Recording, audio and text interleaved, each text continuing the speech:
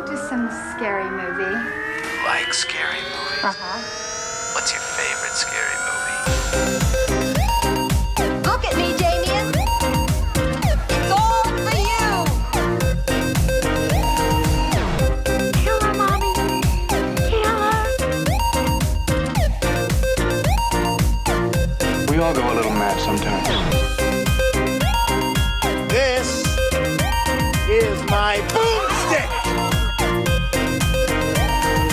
Here's Johnny. I have to return some videotapes. We'll tear your soul apart. Hello and welcome to All Things Horror. I'm Ben and I'm joined here with Matt. Each week we review horror movies, both old and new.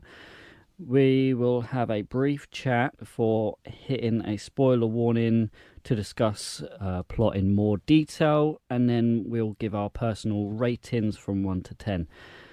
And to start off the new year, we're starting off with a bang with arguably probably the best, definitely the most known zombie movie ever made, and that's the 1978 classic Dawn of the Dead, directed and written by George A. Romero.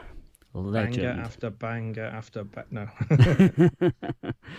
Yeah, this is it's good cast as well. Ken Foree, Gaylen Ross, David Emge, whatever it is, and Scott Rain, and also Tom Savini. Yes. Not only did the special effects, but also starred in it as well. Yeah, there's some. Yeah, there's a few of these people have been to the Weekend of the Dead. In fact, most of them, the Weekend of the Dead festival, which is really, really good. Right. I think David Emge, I think, was there. Ken Foree was there. Scott Reiniger was there. I don't think he's very well at the moment, but I think, yeah. But it's a good cast. Much like Day of the Dead, you don't know them that well, so you believe them in the characters straight away. Night of the Living Dead. Right. You just believe them in the characters straight away, don't you? Mm-hmm. It feels quite real. Yeah. I think another thing about this that's so cool is that there's a Dario Argento link to it. There's a Dario Argento cut to this film that I think is just called Zombie. Right. That he did. He's co-producer on this. You've got the amazing Goblin music. But, like, this is crazy. Like, this is a guy who reinvented zombie films with Night of the Living Dead and then reinvented it again with Dawn of the Dead. And this is the zombie film that people think of, this style when they think of zombie films, whether it's Walking Dead or whether it's a computer game, like the zombies in a mall. Sort of this feel to the film is completely different to how Night of the Living Dead feels. Yeah. And when I went on to, I mean, I have got this on DVD, but because I'm fucking lazy, I went on Prime, and they've got like all of them are on Prime, but they had all three versions of this film. Yeah. Like you had the normal theatrical cut. You had what's his name? Argento. Oh yeah, Dario Argento. Yeah, it had his cut and just like an extended cut, and I was shocked because like the difference between the theatrical and the extended was like something stupid, like 20 minutes.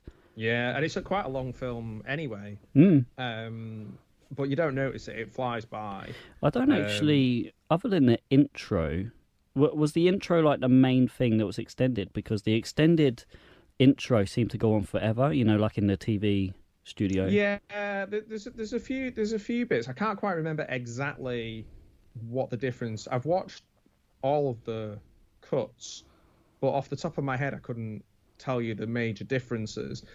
It's not the one like my favorite Romero zombie film is Night of the Living Dead. Right. And I probably watched that a lot more.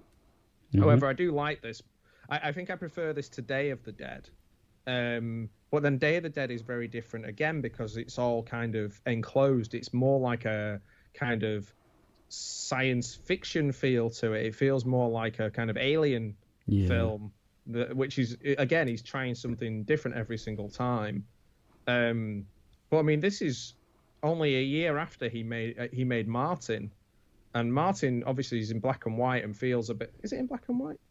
No, it's not in black and white. Feels like it should be in black and white. But Martin is probably my second favorite, or possibly most favorite George A. Romero film. I love the idea of a modern day vampire tale. Right. It's so good. Okay. But the way it's told, where you're not quite sure if he's just convincing himself he's a vampire or not. It's so good. I absolutely love Martin. But this is only a year after that, and it's so different. It's so bright and colourful and modern looking for the time. It's great. I mean, so much so that I can't remember much of the remake, but I remember the remake being very well liked. I remember people going, "Oh, this is good." Like, yeah. And it's very like the remake of Dawn of the Dead. People still think it was good. Like, still say good things about it. And I remember seeing it at the cinema and being surprised how good it was. Yeah, well, that was done by Zack Snyder. Yeah, who did the DC ones. Yeah, he is a very good director. I'll give him that. And yeah, because obviously for people that don't know, like George A. Romero, like he died in 2017, I believe, and like he's known as like the father of zombie movies. And like you say, like he's done a fair few. I think it's 6 in total, where they kind of somewhat link into each other. Like starting with Night of the Living Dead back in 1968, and then jump 10 years later, we get this one, Dawn of the Dead, and then Day of the Dead, Land of the Dead, Diary of the Dead, and then finally Survival of the Dead. And I'm embarrassed to say I haven't seen half of these. I've only seen the early ones. I'll be honest, they don't. It pains me to say, but like some of the later ones, the budget. Not that he necessarily needs a good budget to do well, but some of the sort of it didn't strike lucky with the acting and like Diary of the Dead. I don't remember anything about it. It didn't stick with me. I think like Dawn of the Dead, Day of the Dead, and then once we get to kind of like Creepshow 2, Monkey Shines, then things start dropping off a little bit. Like obviously there's the remakes. Woof, that's my dog woofs. There's the remakes and things like that, which kind of confuse matters, because then you start seeing films that have got the same title and you're like, oh, hang on, what are we? But like Diary, I remember thinking it looked very, very film schooly and like a school project kind of thing. It didn't feel very Romero to me. I know that's maybe other people might disagree. Which one was that? Diary or Land? Diary. Yeah. I think the last one I saw was Land of the Dead, which was 2005. Yeah, and again, that's one that's like, it's okay. It's just impossible, I think, to keep reinventing. I think it got a bad rap when that one came out. I could see what he was doing. Obviously, like the more he was going, like every time he wanted to top the last one, by obviously Night of the Living Dead being quite small, like taking over a little, I think it was like a little town, and then Dawn of the Dead taking over a city, eventually working up to like Land of the Dead, where it's like a global thing, where it's affecting the whole world. And then obviously the evolution of the zombies makes them smarter for some reason, so they figure out how to do things and use guns and stuff. So yeah, I can accept Land, like, because the acting's good in it, the characters are good, and it's kind of feels like a proper film. The thing with Diary, I think, was that the characters were film students, so maybe that's why it felt like a film student film. Maybe that's what he was going for. He was maybe trying to go smaller again, a bit like he did with Night of the Living Dead, and kind of make it more character driven after doing the big, because Land of the Dead's a bit more Hollywood, isn't it? Yeah. And then like Survival of the Dead, I could barely get through it. Like, I just didn't just didn't like it really very much at all. So it's a shame because I have them all, and I love watching the George Romero films. Like I say, the guy, it's hard to find like top 5 of his films is really tough because you've got, like, I recently saw The Amusement Park, which was one he made in '75. They re-released or they found it and released it, but I'm not sure what the purpose of the film was. It was kind of it's like a nightmare for old people, like being he's stuck in a theme park, kind of having a breakdown in a theme park. I'm not even sure what the purpose of the film was, whether it was made as an advert for something, I don't know. But like, you got Night of the Living Dead, The Crazies, Martin, Dawn of the Dead. I have a soft spot for Night Riders, Creep Show, Day of the Dead, Monkey Shines. Like, gee whiz, this, so many great films that he's made, and obviously passed away. I don't even know. I think, what's your favourite Romero film? Is it this one? Either this one or Creepshow. I'm a big fan of Creepshow. I took this to HorrorCon last time, and I got my Creepshow VHS signed by Adrian Barbeau on that one. It's got George A. Romero's name on the front. Yeah. Oh, cool. Yeah, it's such a good cast. But I love that one just because it's so unique. It's fun. It's fun to watch. But yeah, go in buy like a serious Romero film. Definitely, I would say this one. I love this one. This one's got like a soft spot in my heart, and it's funny because I was chatting. I have got to mention this. That I was chatting to my old man the other day, and he was asking about the podcast. What movie we're doing next, and I said, "Oh, we're doing Dawn of the Dead." And obviously, he put me onto that many years ago, and it's stuck with me. And it's a film that we both really love, and he put the podcast onto some of his friends at work, and they listen. So shout out. And and he was asking. He was like, "Oh, all right. So you do your research?" And I was like, "Yeah." And he was saying, "Oh, is the mall still there? Are they still? Is the mall real?" And I was like, "I don't know." So I did my research, and it is, and it's still a fully working mall.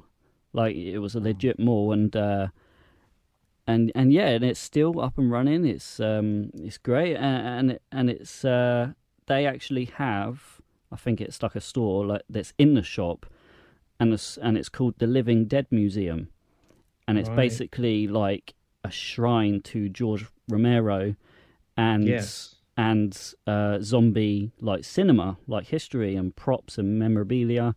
So that's so good. That's in, where is it? Monroeville, Pennsylvania.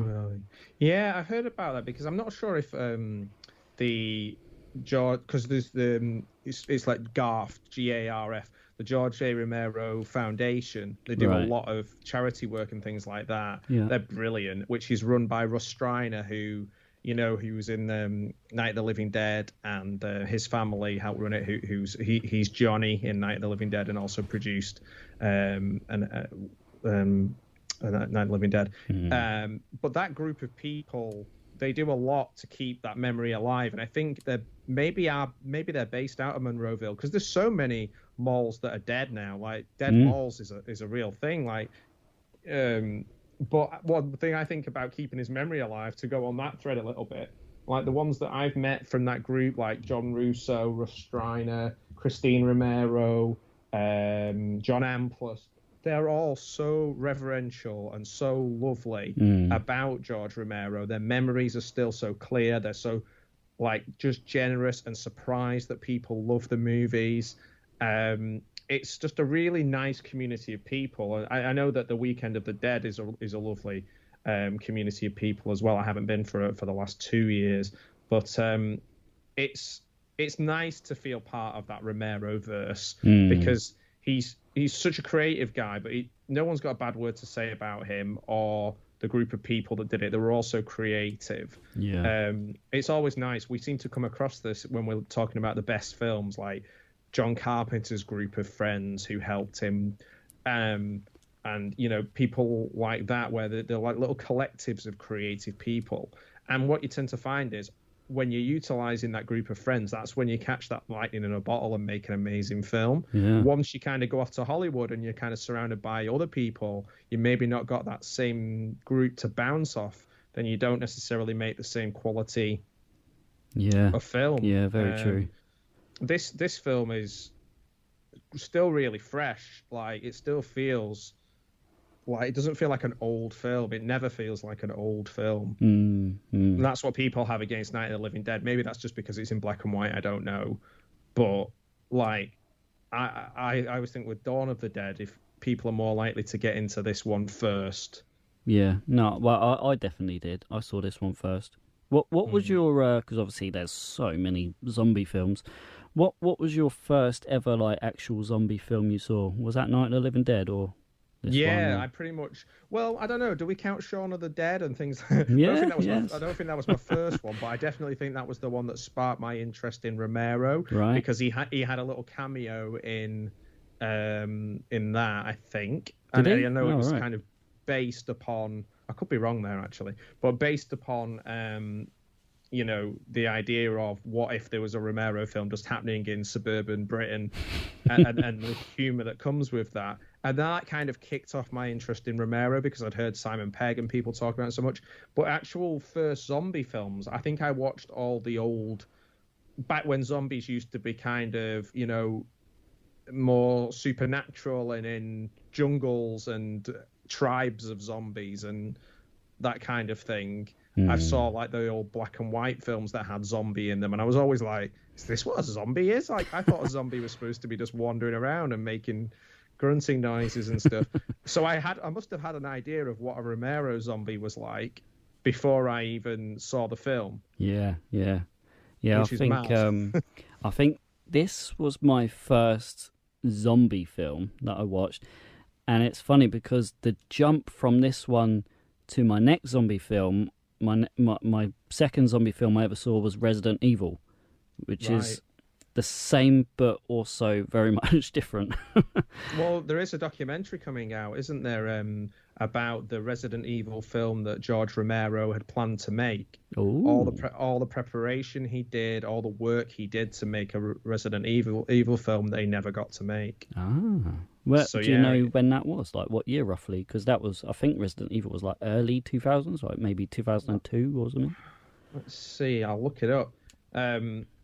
Because somebody had sent me this a while ago. My friend Larry, who's the Horror Cat Dad over on YouTube, he sent me the poster for it, and I was like, I didn't even know he'd done like a treatment for Resident Evil. Yeah. Because I've only ever seen the first Resident Evil film. Literally, the documentary is called George A. Romero's Resident Evil. Comes out in 2025. Right. It was using a documentary that brings to light the vision that George A. Romero had for an adaptation of Resident Evil, using newly filmed interviews with those who were there, unravel the secrets why it was never produced. Now it doesn't say when, so I don't know, and obviously the film's not released yet, so I don't. Yeah. Because they've done a fair few Resident Evils, haven't they? Yes, and that's when obviously it will be.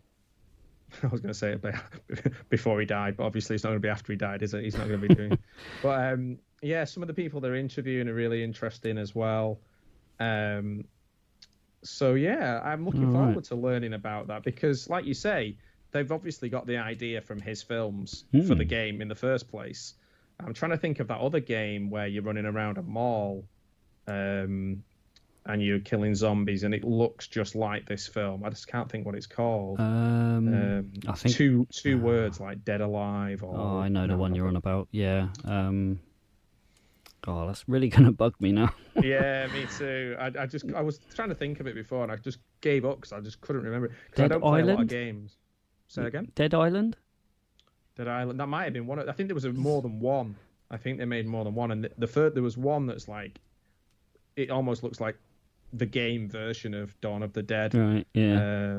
Is it the one where you like create your own weapons? Like very unique weapons? Remember. Bearing in mind, this was on the Xbox 360. Yeah. So it was a while ago. Yeah. I remember, I think I had like one of them, like Dead Island 3, if it's the one I'm thinking of. And you like, Could be. there's like a maintenance room, and you can go in there and just create weird weapons like chainsaws on the end of like a kayak paddle and so. Dead Rising, that was it. Dead Rising. Dead Rising. Right. Okay. Yes. Yeah, that was the one I was thinking of. But I know what you mean. There's the island one. But that one is pretty much like the Dawn of the Dead video game. Yeah. I was like, they're ripping this off. Okay. All right. Yeah, I mean, that's all I've really got. I was going to mention as well when you said about malls, because normally when films use malls, they go for like either like abandoned ones or ones that are going to be shutting down soon. And obviously this one was running at the time, and it still is. And they agreed to let them film in there. I just thought it was quite unique, like quite funny. They agreed to let them film in the mall, but it had to be at night, like outside of working hours. So they were only contracted to work between 11 and 7, I think it was, 11 at night till 7 in the morning. And they had to stop filming when the automated music came on in the mall. That was their signal to stop and get out. That sounds like Shopping Mall. That sounds like they did the same thing in Shopping Mall. Yeah, I think I'm pretty sure we said the same thing when it was Shopping Mall. Yeah, I think they did. Yeah. Yeah, it's quite fun. And obviously, I love my mall-related films. Yeah. Like The Phantom of the Mall, Eric's Revenge, Shopping Mall, Mall Rats. I like. Not a big fan of Fast Times at Ridgemont High, but like this, I love anything where they're in a mall. But what made it harder for them was because they were filming in November, like mid to late November, and obviously all the shops were starting to put all their Christmas stuff out. So I think they were having a hard time trying to, like, after every night, like try and like hide all the Christmas stuff. Right. Oh yeah. Otherwise, it suddenly becomes a. Oh, my dog's barking. I was trying What to the work out dog doing? What the dog doing? The same mall in Shopping Mall, but I don't think it was. No, I can't remember. Shopping Mall that well. Because I know it was in Pittsburgh, and usually Romero did all his things in Pittsburgh, so I don't know. What, Shopping Mall was done in Pittsburgh? Yeah. Oh, okay. Oh, possible then. But it does say here the film was shot on location in Sherman Oaks Galleria, parts of it, Shopping Mall, which is in LA, I think. Yeah, so okay. I don't know. Yeah. I'm confused. Okay, all right. Sweet. Yeah, that's all I've really got for pre-spoilers. I don't want to give much away. I mean, I know this is 1978, so spoilers are a bit like... Lots of people get eaten by zombies, spoilers. Yeah. Not everybody survives. Yeah, there's zombies in a mall. There we go. Okay, all right, shall I hit the spoiler warning? And we'll go through this plot. All right. Spoiler warning. All right, so the movie starts off right in the thick of it, where we learn about the zombie outbreak at a TV station, and then it cuts to like a SWAT team taking down like a housing project. We then meet our 4 main guys and gal, Stephen, Francine, Peter and Roger. They take a helicopter and go on their merry way to find somewhere safe, which turns out to be a shopping mall. Yeah, it makes sense. I mean, they got tons of food, medicine, clothes, comfy bed. Yeah, I think that they do that in that. Is it Night of the Demons? I always get Night of something. Night of the Comet, maybe Night of the Comet, where everybody just disappears. And then, and they automatically go to the mall as well. Yeah. Yeah, I think everyone's thought about that. Like, what would you do in a zombie apocalypse? Like, where would you go? I think everyone's thought about that at some point. I think a shopping mall is probably one of the best places to go. What about you? Where would you go? You ever thought about where you're going to go in the apocalypse?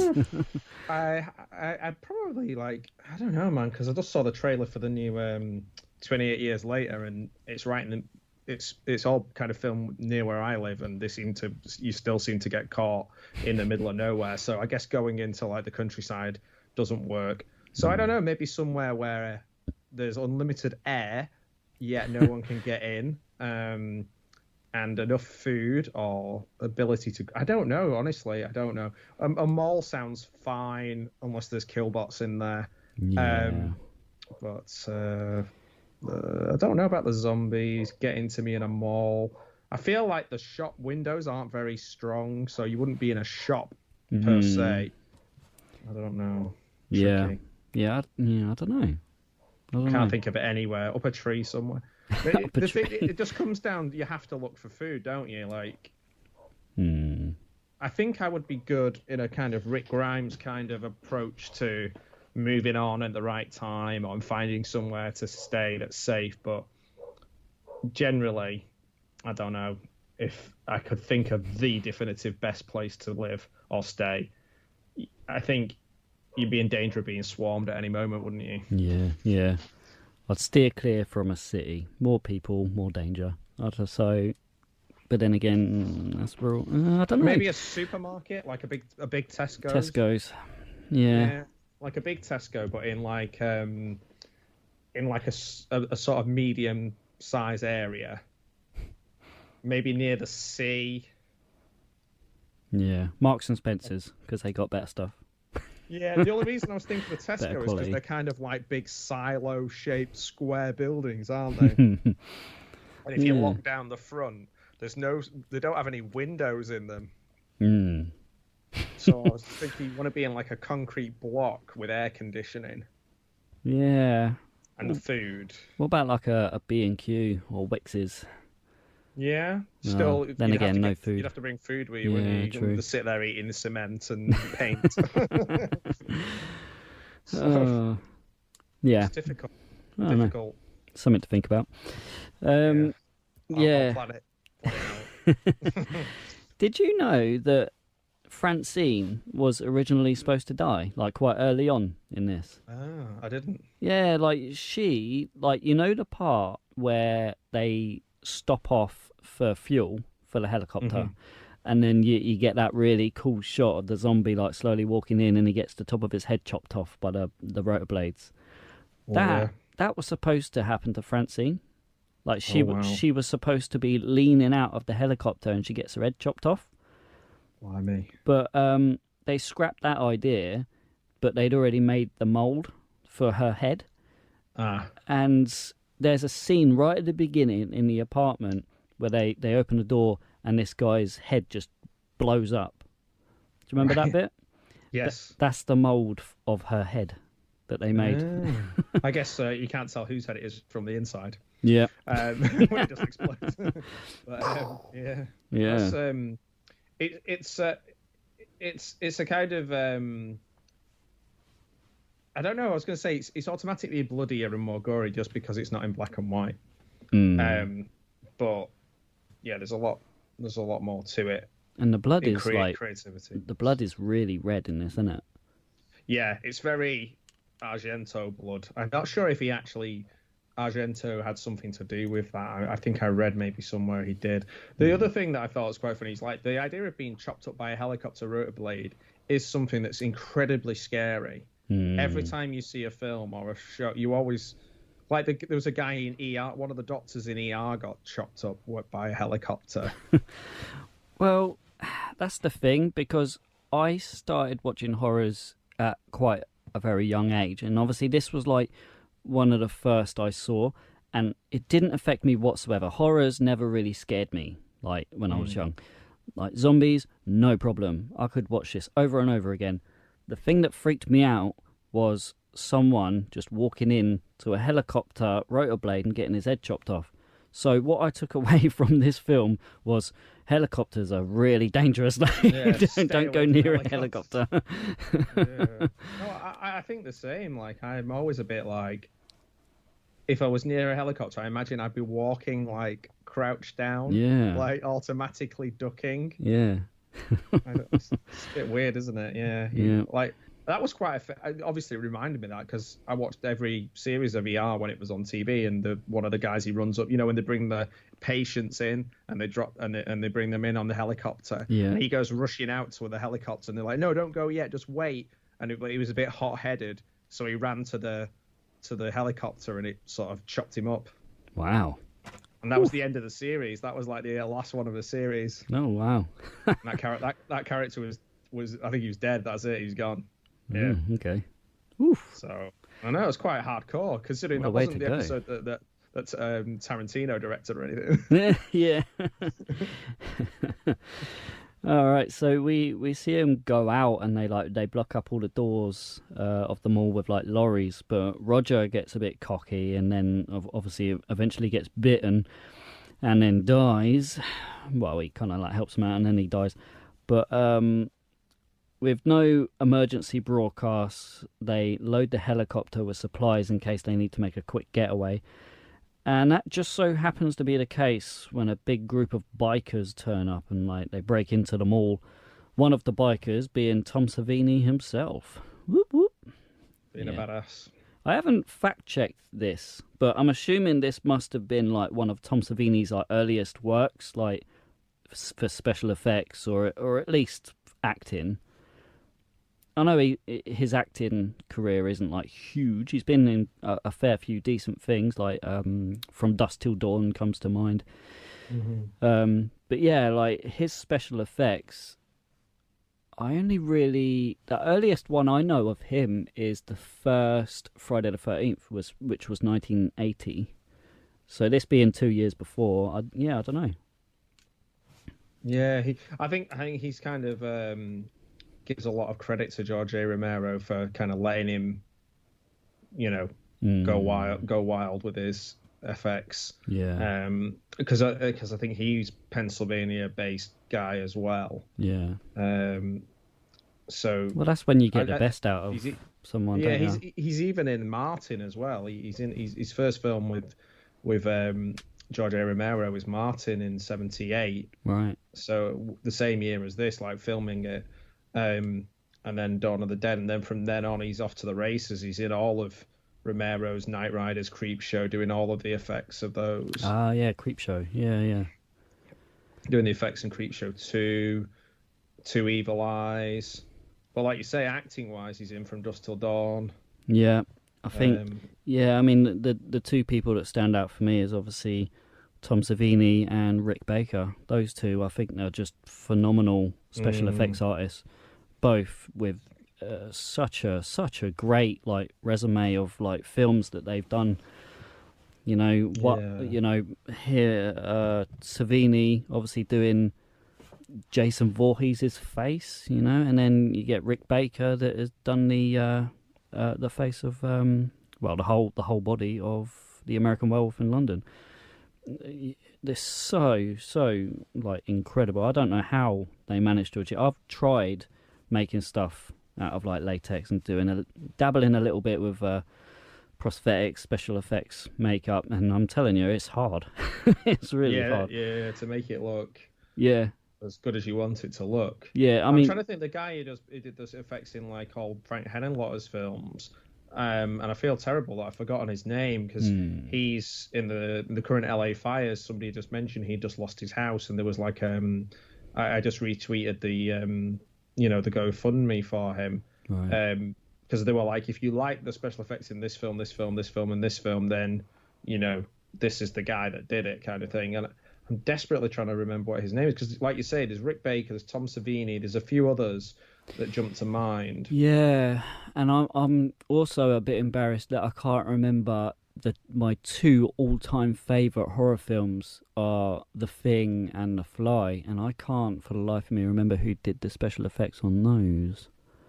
Oh God, I don't know. God. Yeah, but anyway, they're so talented. So they are, and I think the reason we remember the names of Rick Baker and Tom Savini, so they're a little bit less sort of camera shy, and obviously Tom Savini definitely likes the spotlight.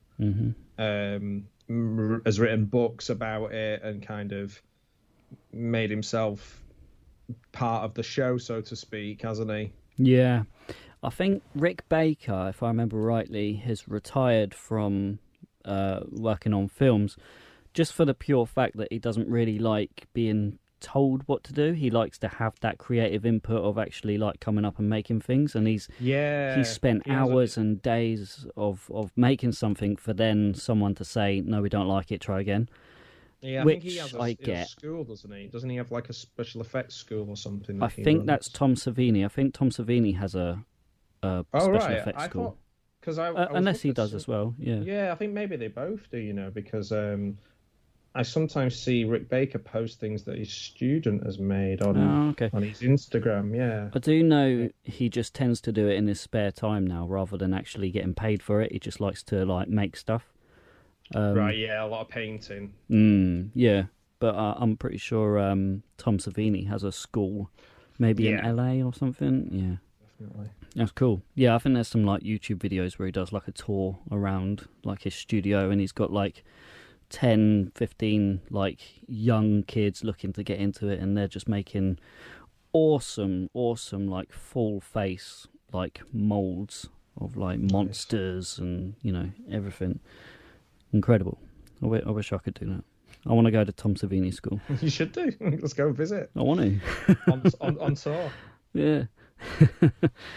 Yeah, and then just to end up the movie, there's like an all-out war, and when Stephen tries to hide in the elevator shaft, he gets shot and then mauled by zombies, and then obviously you see him later and he's reanimated and instinctively like returns to the safe room that they've got upstairs, like the back room, and then all the zombies follow him, and then Fran and Peter, they make their getaway. And then Peter kills Stephen again. And they escape in the chopper and live happily ever after. Oh, maybe. I don't know. We don't know. Maybe. They fly to the next next site where there's thousands of zombies to kill and make another film that we never see. Yeah. Yeah. I mean, the chances of survival, the problem is the odds are against all of us, really, aren't they, in these films? It just gets worse. And like, if you do stay alive, you only see yourself do horrendous things to stay alive. Yeah.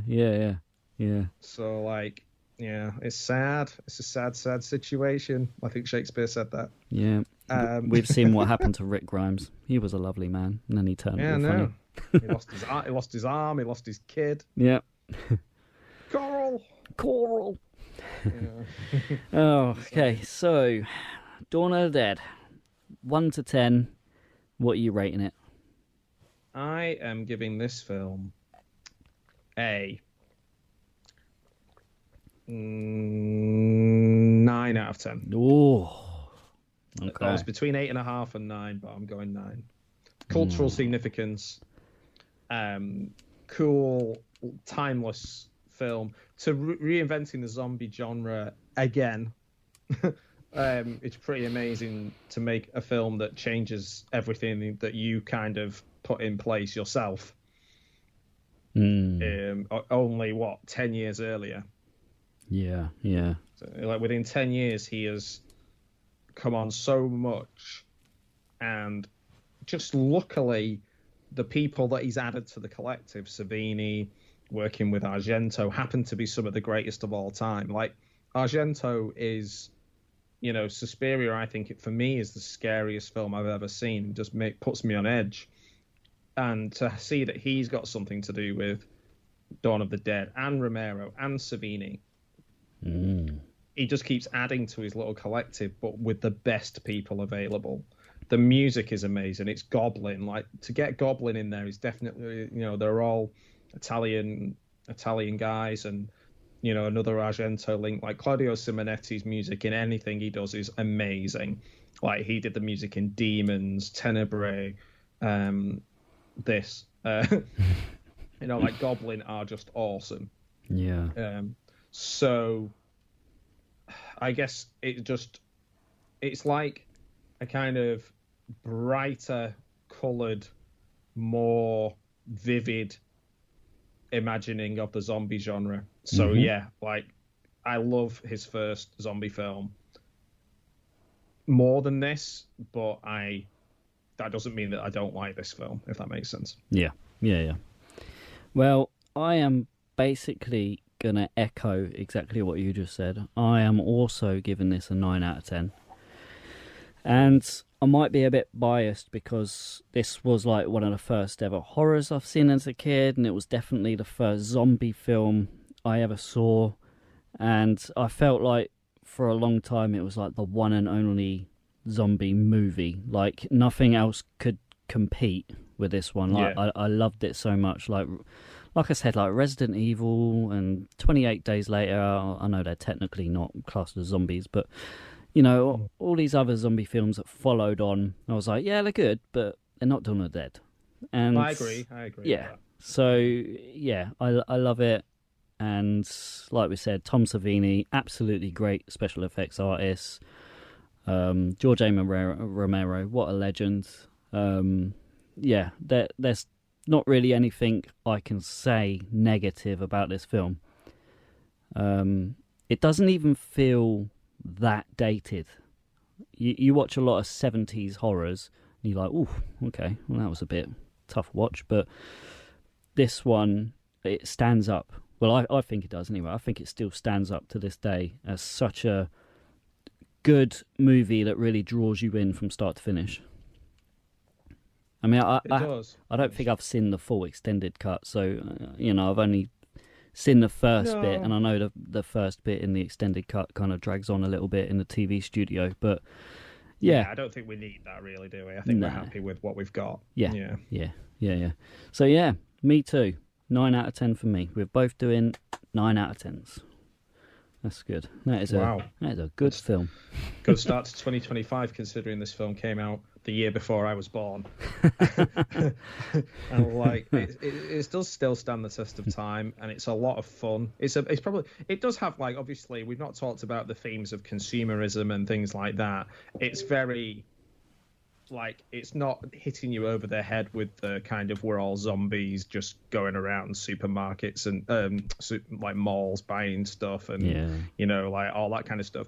Obviously, I think his films work best when they do have a moral, like the sort of the race moral in Night of the Living Dead. But you could watch that film and not understand it on that subtextual level. You could just watch it as a straight up zombie film and not even think about any of those things, as we've proved, because we haven't mentioned it once, have we? Yeah. Yeah.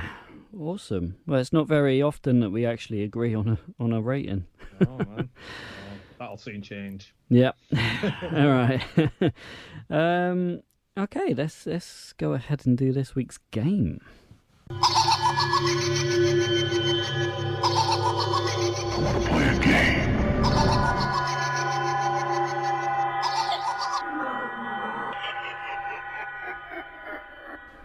Right. I think a couple of these we've already spoken about, so it might be a bit of a memory test for you on these ones. Blimey. But it's basically like a Romero / Dawn of the Dead quiz.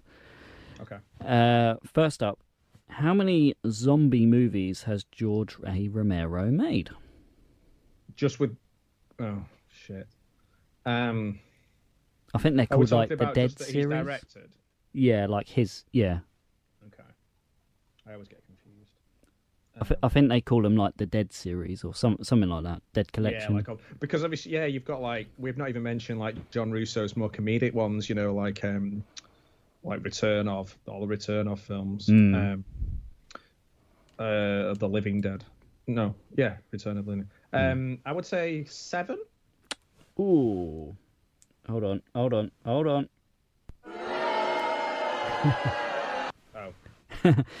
Close. It was 6. Damn. I don't know. I had an extra one. I always get confused because of the remakes. Yeah, Night of the Living Dead, Dawn of the Dead, Day of the Dead, Land of the Dead, Diary of the Dead, and Survival of the Dead. Right. And obviously, again, then I get mixed up with Return of the Living Dead because they are like John Russo's like, well, let's make them funnier and go in this direction. So we got those as well, which is pretty amazing. Who directed the 2004 remake Dawn of the Dead? Zack Snyder. Yeah, boy. Might be the best thing he's ever done. I don't know. Maybe. Yeah.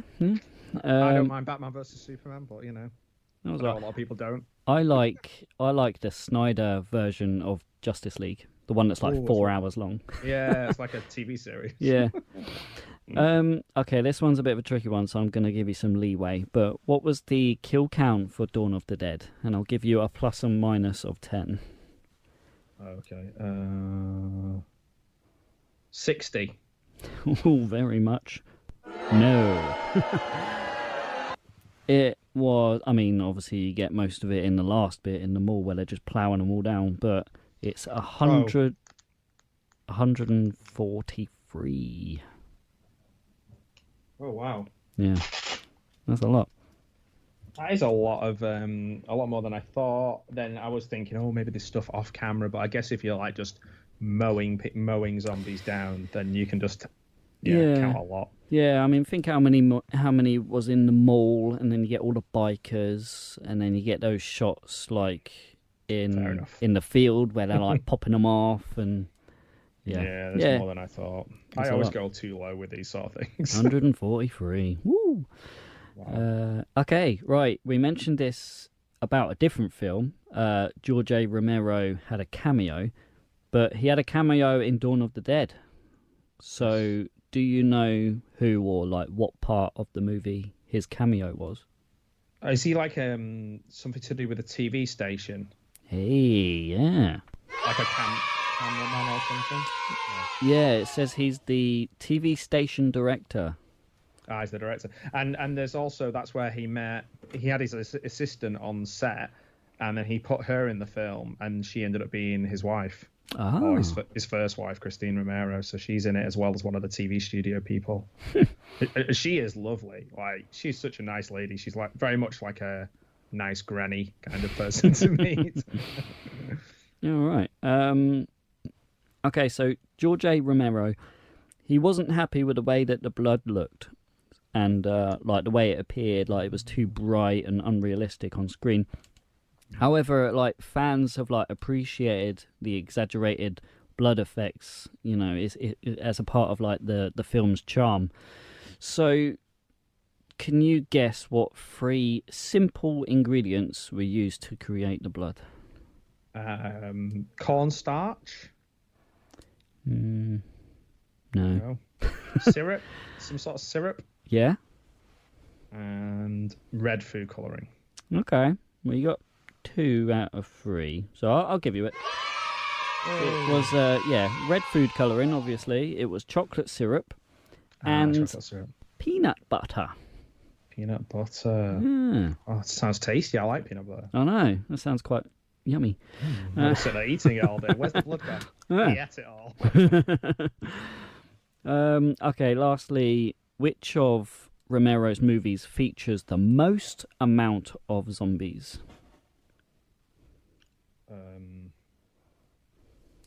This one, probably.